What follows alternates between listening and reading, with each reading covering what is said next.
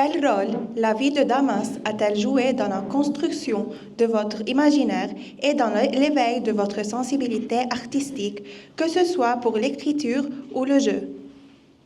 C'est la ville où je suis née et en même temps, c'est une ville dont je ne me souviens pas parce que, bon, comme vous le savez, entre 0 et 6-7 ans, un enfant ne peut pas vraiment garder des souvenirs. Mais c'est une ville qui a été beaucoup filmée par ma mère, en l'occurrence, parce que ma mère avait un caméscope et elle filmait énormément toutes les scènes de notre vie quotidienne. Et j'en ai beaucoup, je m'en suis beaucoup servi pour écrire mon livre notamment, mais je sais que quand j'étais petite et quand j'étais adolescente, j'aimais beaucoup regarder les images de cette ville où j'étais née. Et c'est une ville que j'aime de tout mon cœur, même si je la connais peu. C'est des odeurs, des bruits, une ambiance. Je pense que dans la ville de Damas, ce qui m'inspire le plus, c'est l'appartement où j'ai grandi pendant 1 an et demi avant de venir en France, qui était l'appartement de ma grand-mère, Yvonne Chammas, parce que quand mes parents se sont mariés, ils sont allés vivre chez la mère de mon père. Voilà, c'était un peu la tradition. Et c'était un très vieil appartement damascène à Bab Touma, dans un très beau quartier, vous savez, les appartements avec les carreaux, les vieux carreaux au sol, très haut de plafond, avec, je sais pas, il avait un charme très fort. Donc pour moi, c'est un lieu voilà, qui est en moi, on va dire. Je ne sais pas si c'est ça qui a fait que je suis devenue artiste, je pense probablement pas, mais ça continue à m'inspirer. Y a-t-il un souvenir d'enfance lié à la série ou à votre famille qui est particulièrement puissant et qui est devenu plus tard une source d'inspiration pour un rôle ou un livre? Un souvenir d'enfance, je pense que c'est pour le coup vraiment tous les souvenirs qui sont liés à Georgette, à ma relation avec Georgette. Et là, il y en a plein en fait. C'est vraiment toutes les années que j'ai passées avec elle. Et c'est évidemment devenu la source d'inspiration du roman que j'ai écrit sur elle. J'ai pas forcément un souvenir extrêmement précis. En fait, ce qui est un peu paradoxal, c'est que moi, je suis née en Syrie, mais j'ai un lien beaucoup plus fort avec le Liban en termes de mémoire. Parce qu'avec ma famille, on est quand même venu vivre au Liban quand j'avais l'âge de 7 ans. De 7 à 10 ans, j'ai vécu ici. Et en fait, pour le coup, entre 7 et 10 ans, on a beaucoup plus une mémoire vive et une mémoire active en tant qu'enfant. Et là, vraiment, j'ai des souvenirs extrêmement précis qui m'ont impacté pour tout le reste, parce que c'était quand même aussi une période très particulière que vous n'avez pas connue. Mais les années 90, donc entre 97 et 2000, c'était les années de la reconstruction de Beyrouth après la guerre civile. C'était une atmosphère très particulière, de renouveau, d'espoir. Et donc ça, oui, ça j'en ai gardé un souvenir hyper puissant de mes 3 années au Liban, qui évidemment ensuite ont irrigué tout ce que j'ai fait, et notamment aussi dans le spectacle sur Asmahan, parce que je parle beaucoup de ces années-là, du fait que c'était comme un peu un âge d'or pour moi. L'âge d'or au sens d'une période où on se remet à espérer que les choses vont aller mieux. Et malheureusement, vous savez bien que c'est finalement une période assez pessimiste qu'on est en train de traverser. Votre double culture syrienne et française est-elle un atout ou un défi? Et à quel point a-t-elle influencé votre identité et votre art? Eh bien, je pense que c'est les deux. Je ne répondrai pas par l'un ou par l'autre. C'est un atout et un défi. Mais comme beaucoup de choses dans la vie, c'est difficile de dire si elles sont bonnes ou mauvaises. C'est souvent un mélange. C'est un atout dans le sens où je pense que moi, je me suis toujours dit, quand j'étais en France, j'avais toujours une fierté à dire à mes amis qui étaient français, qui avaient grandi en France, j'étais toujours très fière de dire, moi, je suis née à Damas. Enfin, je ne sais pas comment dire, mais c'était une fierté pour moi de dire que je parlais arabe, de dire que j'étais née à Damas, que j'avais toute cette culture. Je trouvais que c'était quelque chose qui me donnait de la force, qui me donnait aussi une forme d'ouverture d'esprit, qui me donnait Je voyais pas les choses de la même manière, vous savez, parce qu'en plus en France, et voilà, il y a les problèmes de la France et les gens vont évidemment se battre pour certaines causes. Et moi, j'avais quand même toujours en tête que ailleurs que là où je vivais, il y avait quand même une autre réalité avec d'autres problématiques qui, pardon, sont quand même un peu plus urgentes et graves que celles qu'on peut traverser en France. Donc j'ai toujours eu cette conscience quand même de l'ailleurs et voilà, de ne pas être seulement dans ma petite vie, quoi. Après, c'est quand même un vrai défi aussi, et ça, je ne sais pas si vous pouvez le ressentir dans votre vie ici, mais quand on est dans une famille syrienne en France, au bout d'un moment, il y a un petit problème qui peut se développer. C'est que moi, j'ai grandi auprès de tous mes amis français qui ont forcément un autre rapport à la tradition, notamment. Et j'avais envie de vivre comme une jeune femme libre, comme voilà, là où on est par exemple le statut de la femme en France, on sait que ce n'est pas exactement le même au Liban et en Syrie.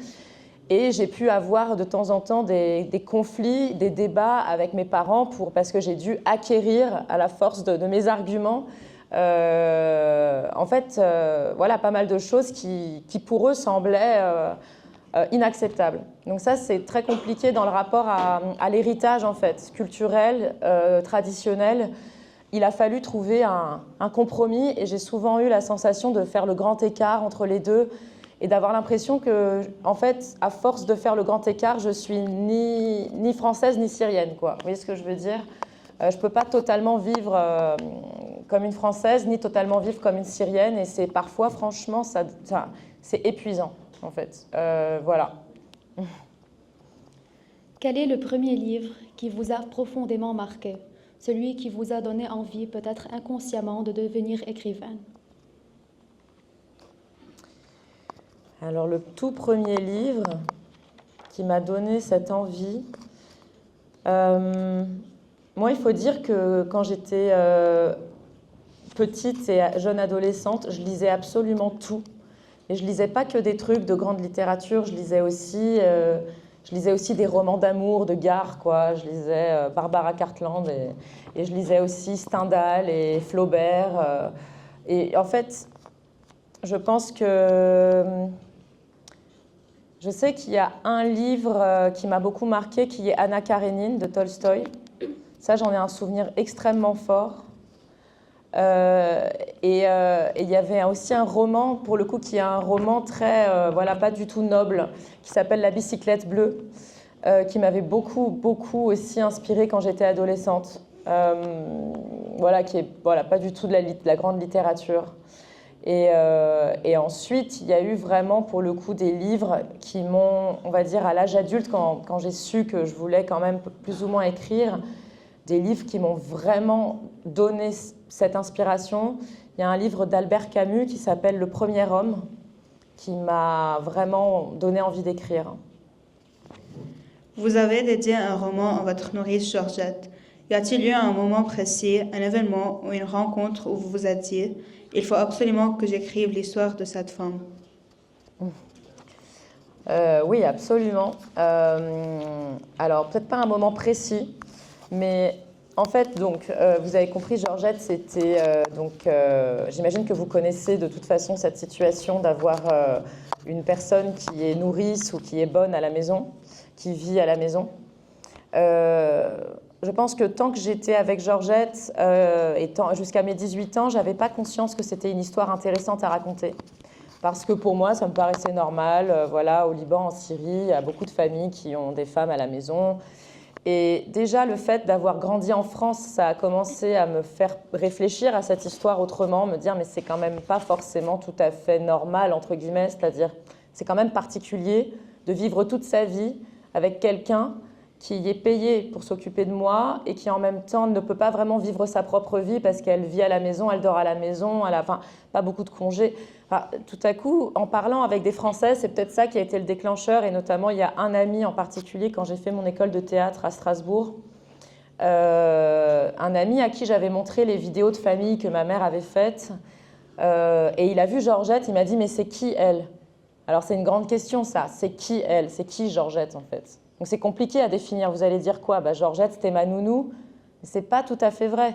oui, c'était ma nounou, mais c'était aussi la bonne en fait. C'était aussi celle qui faisait à manger, celle qui faisait le ménage, celle qui faisait du jardinage, celle qui parfois devait, je sais pas, porter les charges lourdes, celle qui en fait protégeait la maison quand mon père n'était pas là. Enfin, il y avait plein de manières de la définir et moi quand j'ai essayé de lui expliquer, j'ai fait c'est Georgette. Georgette, c'est Georgette.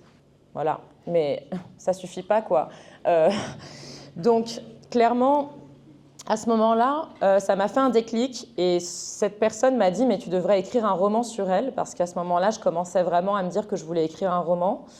Et j'avais noté dans un carnet, parce que je tiens toujours des carnets, j'avais noté « un jour, j'écrirai un roman sur Georgette », mais j'avais 25 ans quand j'ai pensé ça et j'ai commencé à l'âge de 30 ans. Donc il y a eu 5 ans pendant lesquels j'ai plus trop vraiment pensé à ça, je travaillais comme actrice et tout. Et à 30 ans, je sais pas, alors moi ce que je trouve fou, c'est que Georgette avait 30 ans quand je suis née. Et elle vivait donc chez mes parents. Et quand j'ai eu, moi, 30 ans, j'ai commencé à écrire sur elle. Donc je pense qu'il y a un truc aussi de synchronicité, où quand j'ai eu l'âge qu'elle avait quand je l'ai rencontrée pour la première fois, qui est aussi l'âge auquel les femmes peuvent penser à la maternité le plus souvent, parce que quand on commence à avoir 30 ans, les gens nous disent alors, c'est quand que tu vas avoir des enfants, tu vois.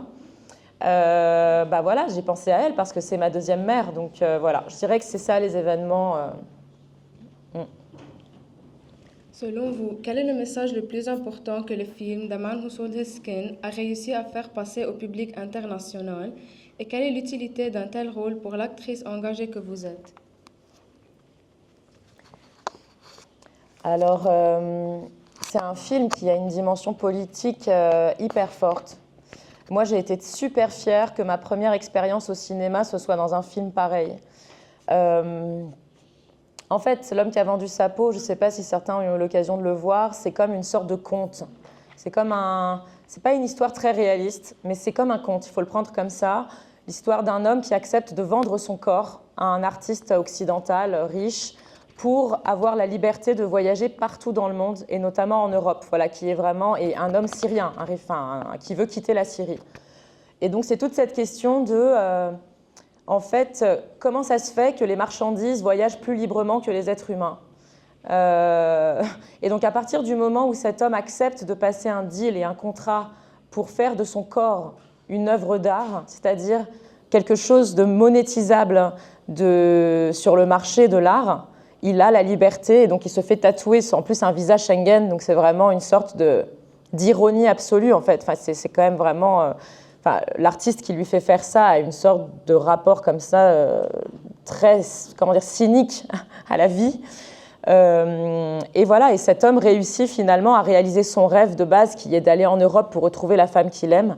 Et donc moi, le rôle que j'interprète dans ce film, c'est la femme dont il est amoureux, qui en soi est un personnage plutôt passif dans l'histoire, mais elle aussi, à un moment donné, inspirée parce que en fait, ce qui va se passer, c'est que lui, au bout d'un moment, va découvrir que l'Europe ne correspond pas à ce qu'il avait rêvé, qu'en fait, c'est pas du tout un milieu dans lequel il veut vivre, et il va tout faire péter, et il va se retrouver en prison. Et elle, en fait, elle fait la même chose, c'est-à-dire qu'elle s'est mariée par intérêt avec un homme qui avait de l'argent, qui lui a permis de quitter la Syrie.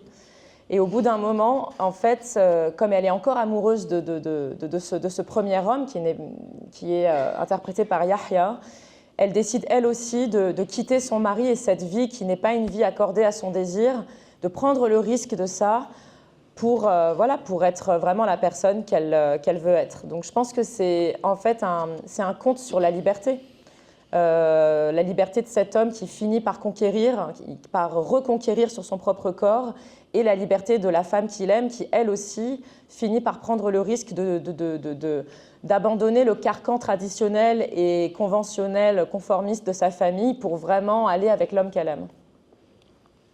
Asmahan est une figure de la liberté féminine et une artiste complète. Comment son expérience en tant que femme artiste dans un milieu parfois conservateur a-t-elle influencé votre double carrière d'écrivaine et d'actrice ? Ouais, très bonne question. Elle m'a énormément influencée. C'est un peu devenue ma meilleure copine, alors que elle est morte il y a quand même près d'un siècle. En fait, moi, la première fois que j'ai écouté les chansons d'Asmahan, bizarrement, j'étais passée à côté quand j'étais petite. Mes parents, ils écoutaient plutôt Fayrouz et encore Fayrouz. Du coup, bon, on n'avait pas trop de Asmahan à la maison. Et en fait, Asmahan, je l'ai découverte beaucoup plus quand j'étais adulte. Et tout de suite, je me suis dit déjà, c'est quoi ce visage fascinant, une beauté complètement sidérante. Et la voix d'Asmahan, c'est vraiment, je sais pas, c'est un don du ciel, quoi. On écoute sa voix, on a envie de pleurer, je trouve. Elle a un truc de l'émotion qui passe dans ses chants qui est vraiment très fort. Et donc j'ai tapé sur Wikipédia Asmahan et j'ai lu sa fiche Wikipédia. Et en fait, je me suis rendu compte, mais c'est pas possible, cette femme n'a pas vécu dans les années 30, quoi. Je veux dire, j'ai vu voilà, tout de suite qu'elle s'était mariée très jeune, qu'ensuite elle avait tout quitté pour faire sa carrière d'actrice au Caire, que c'était une femme qui fumait, qui buvait, qui sortait la nuit, qui prenait voilà, beaucoup de risques, qu'elle avait joué un rôle politique pour les Alliés pendant la Seconde Guerre mondiale, qu'elle avait une influence politique sur tous les gens de la région. Enfin, je me suis dit, mais qui est cette femme ? Et évidemment qu'à l'époque, moi, ça m'a parlé parce que moi-même, je m'étais opposée à ma famille pour devenir actrice. C'est quand même ça l'histoire. Parce que moi, j'étais à Sciences Po Paris, en fait, à la base, entre 2008 et 2013. Et à la moitié de mes études, j'ai découvert le théâtre et j'avais dit à mes parents que je voulais devenir actrice. Et évidemment, ils n'ont pas été d'accord. Et voilà, j'avais l'impression de devoir me battre contre eux et je leur avais dit, écoutez, je vais me débrouiller, je vais faire des petits boulots, je vais financer mes études. Et j'avais tout le temps l'impression de devoir, c'est un peu ce que je disais sur l'identité syrienne et française, de devoir tout le temps un petit peu aller contre la volonté de mes parents. Et donc quand j'ai rencontré Asmahan, ça m'a donné de la force parce que je me suis dit, bon, si cette femme a réussi à vivre comme ça dans les années 30, dans le monde arabe, je pense que je peux y arriver, quoi. Donc évidemment, et je pense que c'est une figure qui peut inspirer tous les jeunes d'aujourd'hui. C'est une figure hyper moderne, pas du tout poussiéreuse, quoi. Alors, y a-t-il un rôle ou un personnage historique que vous rêvez d'incarner ou de raconter dans de vos futurs livres?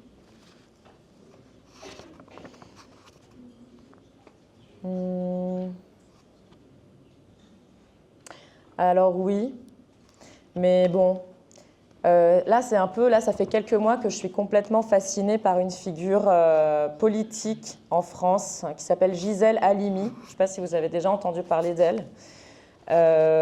Gisèle Halimi, c'était une avocate.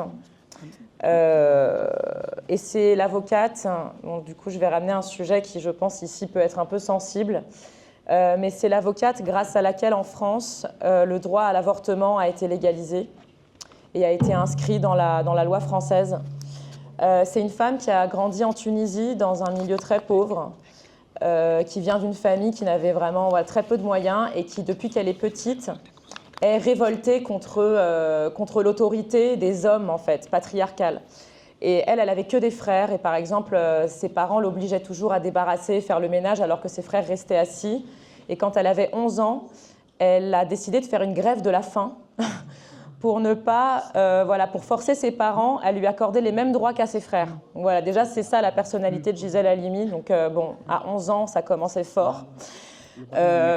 Ensuite, à 18 ans, elle est partie faire ses études en France, mais c'était les années 50, hein. Donc c'était pas comme maintenant. Elle est partie toute seule, elle travaillait, je crois, elle tenait des permanences téléphoniques la nuit pour payer ses études de droit. Elle a fait ses études de droit, elle est devenue avocate, elle a défendu énormément de gens pendant toutes les guerres d'indépendance qu'il y a eu au Maghreb. Elle était très engagée politiquement et dans les années 60-70, elle a notamment défendu pas mal de femmes qui avaient donc eu recours à l'avortement illégal. C'était extrêmement pratiqué depuis des années et les femmes mouraient parfois parce que c'était trop dangereux de le faire de manière illégale. Et donc elle a défendu ces femmes et grâce à un grand procès qui est le procès de Bobigny, elle a réussi à faire accepter aux juges de libérer les femmes qui avaient été accusées d'avorter et c'est depuis ce procès que, en fait, finalement, 3 ans plus tard, le droit à l'avortement a été inscrit dans la Constitution française. Donc, voilà, moi, c'est une femme qui m'inspire énormément, je trouve, dans la lutte pour le droit des femmes et globalement.